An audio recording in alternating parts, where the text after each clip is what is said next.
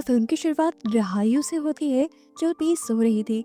उसके डैड उसे जगाने आए और उसे सुबह की प्रेयर पढ़ने को कहा। जिस टाइम वो प्रेयर पढ़ रही थी तो अचानक से उसे अपने कमरे के बाहर से अजीबोगरीब आवाजें सुनाई दी। जल्दी से वो प्रेयर छोड़कर बाहर निकली तो उसने देखा कि उसके डैड को अनजान लोग मारने आए हुए थे। अपने डैड को बचाने के लिए वो इन लोगों के ऊपर हमला करती है, यहाँ तक कि एक आदमी का कान भी काट देती है, लेकिन फिर भी अपने डैड को बचाने में कामयाब नहीं हो पाती। दरअसल रहायू के डैड एक शेमन थे, बुरे सोल से पोसेस हुए लोगों की वो मदद करते थे। लेकिन इन लोगों ने रिहायू के डैड को गलत समझ लिया। उनको लगा कि रिहायू के डैड काला जादू करते हैं, इसीलिए रिहायू के डैड को मार दिया गया। रिहायू अब अपने भाई को लेकर अपनी नानी के घर रहने आ जाती है, पर जल्द ही गांव वालों को भी पता चल जाता है कि रिहायू के डैड को काले जादू की वजह से मारा गया था। इसलिए गांव वालों ने भी अब उन्हें बुरा भला कहना शुरू कर दिया। 2 साल का वक्त गुजर गया। रिहायू घर चलाने के लिए एक कपड़े की दुकान पर काम करने लगी। एक दिन जब वो घर लौटी तो उसने देखा कि उसकी नानी के पास उसके डैड के अंकल आए हुए थे, जो उससे उसके डैड का पुराना घर बेचने को फोर्स कर रहे थे। ये सुनकर रिहायू को काफी गुस्सा आ गया।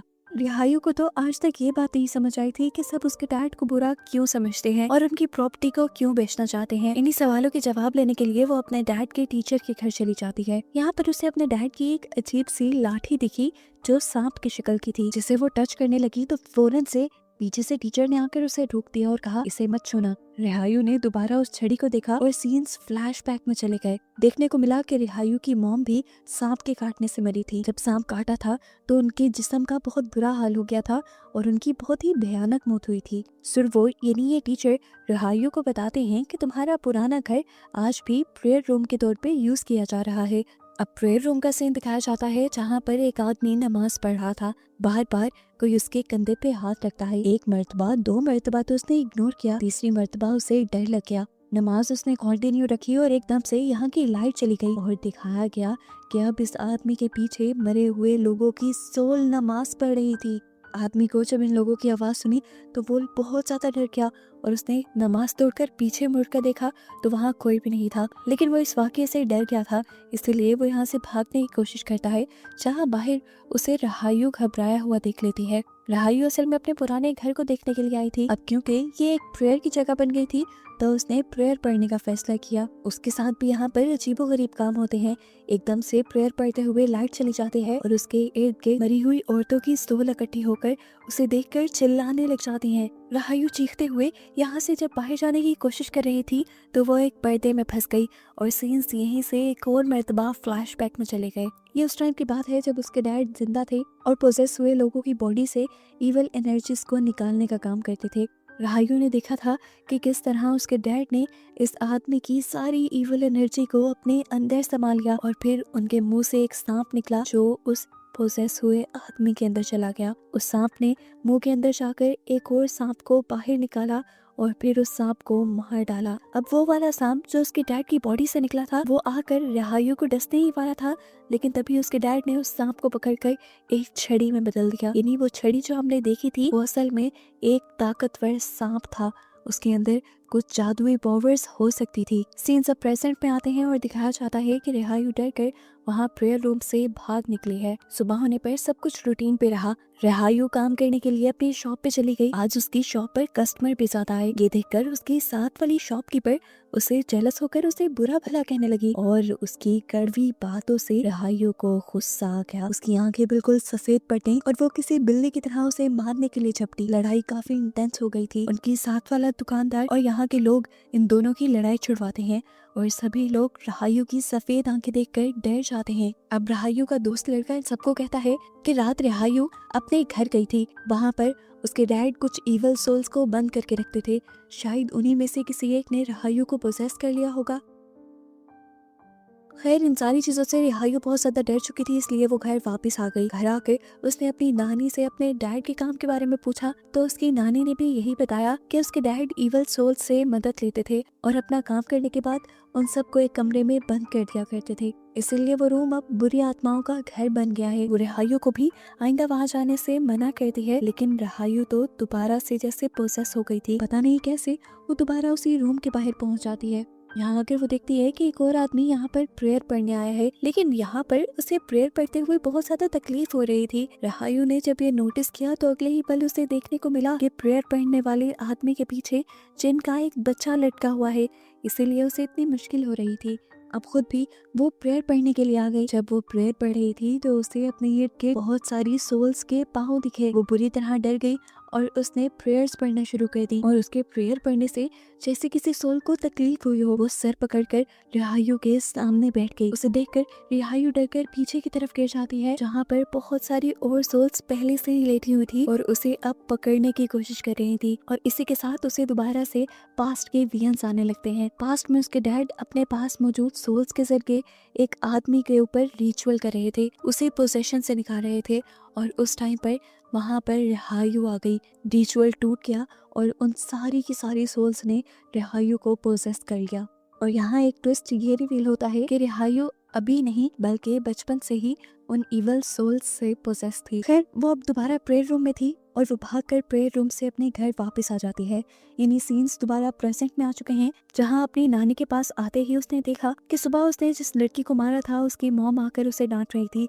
वो उसकी मॉम से माफी मांग लेती है और यहाँ उसकी नानी उसे सख्ती से कहती है कि मैंने मना किया था ना, तुम उस रूम में नहीं जाओगी। लेकिन रिहायू को नानी की ये बात बुरी लग गई थी।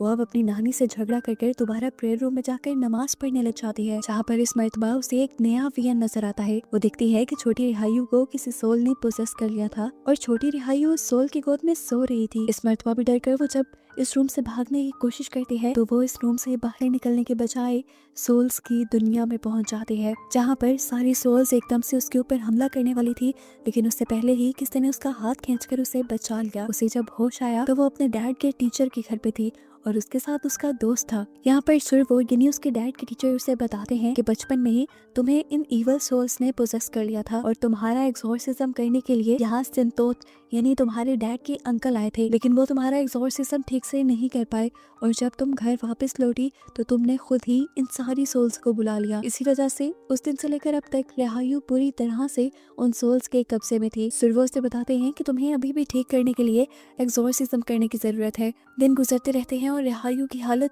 दिन ब दिन और खराब होती जाती है। उसकी तबीयत भी बहुत ज्यादा बिगड़ने लगी थी और उसे अब जगह जगह बहुत सारी सोल्स दिखाई देती थी, यहाँ तक के अपने काम की जगह पर भी। यहाँ रिहायू की नानी जब बाजार में जरूरत का सामान लेने आई होती है, तभी वो आंटी जिनकी बेटी को रिहायू ने मारा था वो दोबारा बाजार में खड़े होकर रिहायू की नानी की बेइज्जती करने लग जाती है। ये देखकर रिहायू को पता नहीं क्या हुआ, उसके अंदर एक अजीब सी एनर्जी बनने लगी और उसके मुंह से एक सांप निकल आया, बिल्कुल इसी तरह जैसे उसके डैड की बॉडी से निकलता था, और उस सांप ने जाकर उस आंटी को काट लिया। ये सारा नजारा गाँव वालों ने देखा था। अब सबको लगने लगा था कि ये सब रिहायू की नानी ने किया है। गांव वाले तो अब इनको यहाँ से निकालने की तैयारी में थे, पर सुरवो ने आकर सारी सिचुएशन संभाल ली। लेकिन आधी रात के वक्त दोबारा हमें एक डरावना सीन दिखाया गया। रिहायू की बॉडी से वही अजीबोगरीब एनर्जी सांप की शक्ल में निकली और जाकर उस आंटी को जिसने नानी की बेइज्जती की थी, इन सारी पावर्स ने मिलकर उन्हें मार डाला। गांव वालों को लगा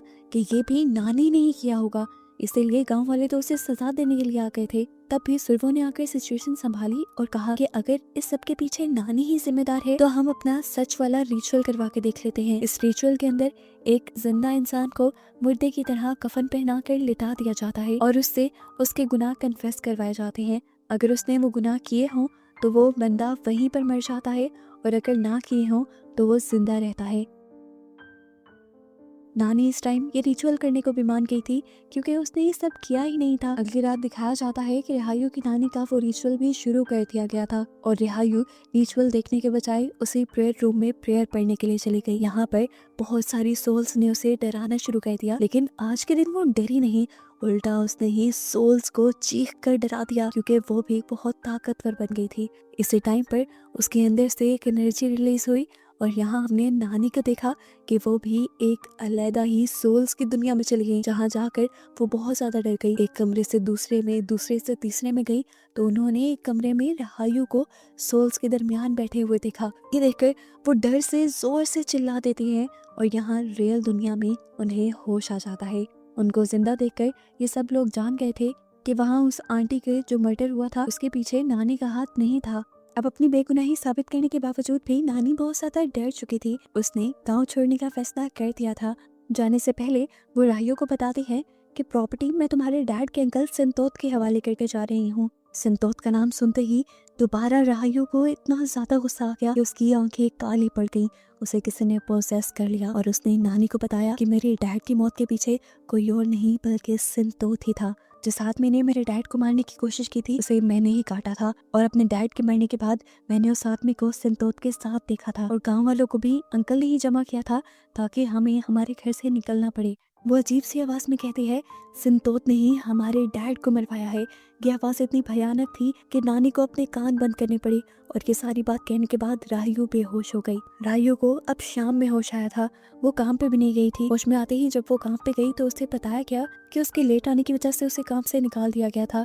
उसकी बची हुई सैलरी उसे देकर उसे यहाँ से चले जाने को कह दिया जाता है और राहियो घर आकर फूट फूट के रोने लग जाती है। उसके रोने पर, दुखी होने पर उसके अंदर की पावर्स दोबारा से जाग जाती हैं और उसके अंदर से एक सांप निकलकर उसकी ऑनर को काट जाता है, जिससे उसकी ऑनर की भी मौत हो गई थी। यहाँ राहियो वाले वाक्य के बाद नानी बुरी तरह डर चुकी थी। उन्हें कुछ समझ नहीं आ रहा था। उन्हें जगह जगह सांप के हेलुसिनेशंस हो रहे थे, यानी उन्हें जगह जगह सांप नजर आ रहे थे। जब राहियो का भाई उनसे पानी मांगने आया तब भी उन्हें कुछ समझ न आई। उन्होंने देखा कि एक सांप राहियो के भाई को मारने वाला है। उसने उस सांप को ही पकड़ लिया और जोर जोर से उस सांप को दीवार से मारकर उसे मारने लग गई। वो राहियो के भाई को बचाना चाह रही थी। राहियो भी जब यहाँ आई तो उसने नानी को ऐसा करने से रोका, लेकिन नानी रुकी नहीं और एकदम से जब वो होश में आई तो पता चला कि उन्होंने किसी सांप को नहीं बल्कि राहियो के भाई को ही मार डाला था। यानी हेलुसिनेशन की वजह से वो उस बच्चे को ही सांप समझने लगी थी और इस चीज का उसे बहुत ज्यादा दुख होता है। वो एक मर्डर कर चुकी थी।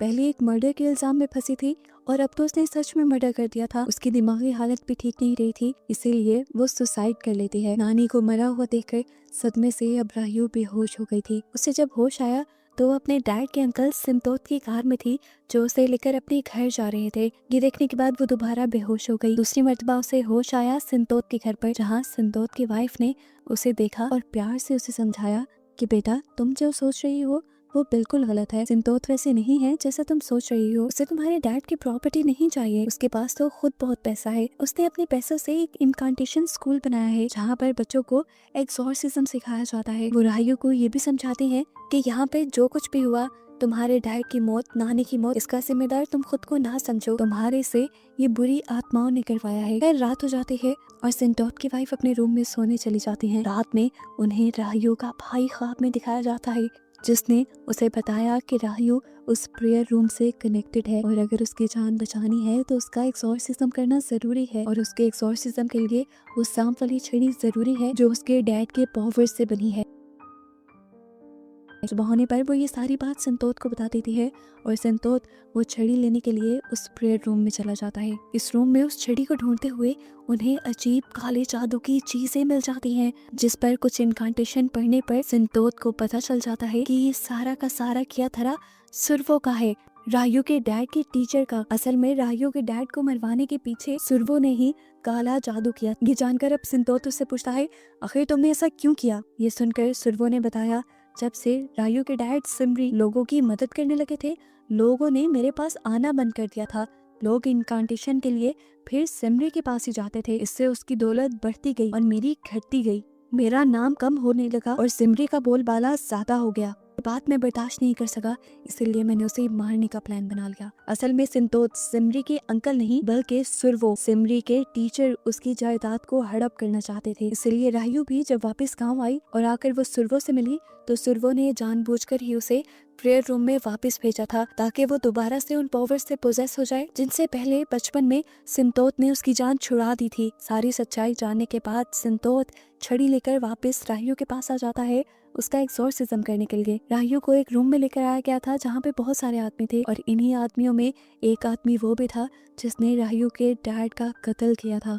उसे देखकर राहियो गुस्से में आ जाती है और इवल एनर्जीज दोबारा से उस पर कंट्रोल बना लेती हैं। उसकी आंखें अजीब सी हो जाती हैं और वो पागलों की तरह चिल्लाती है और संतोष के ऊपर ही हमला करने के लिए बढ़ती है क्योंकि उसे लग रहा था कि संतोष ने उसके डैड को मारा है। लेकिन यहाँ संतोष उसे सच बताता है कि मैंने नहीं बल्कि सुरवो ने अपनी काली जादू से तुम्हारे डैड को मारा था। चिल्ला के राहियो बोली, मैंने उस आदमी को यहाँ देखा है जिसने मेरे डैड को मारा था। तो इस टाइम संतोष ने ये कन्फेस कर लिया, वो लड़का मेरा बेटा था और मुझे आज से 2 साल पहले ही बस पता चला कि मेरा बेटा तुम्हारे डैड के मर्डर में सुरवो के साथ शामिल था और मैंने अपने बेटे को बचाने के लिए बस इस सच्चाई को छुपा लिया और इसीलिए तुम्हारी फैमिली की बहुत बेइज्जती हुई, तुम्हारी फैमिली को बहुत कुछ सहना पड़ा, तुम्हारी नानी मर गई, तुम्हारा भाई मर गया और इस चीज का मुझे आज तक रिग्रेट भी है। रायू का गुस्सा अभी भी संतोष पे था। आखिर उसने इतनी बड़ी सच्चाई छुपाई कैसे थी? संतोष की गलती की सजा देने के लिए वो उसी के बेटे को पोसेस करवा देती है इविल एनर्जी से और वो उसका बेटा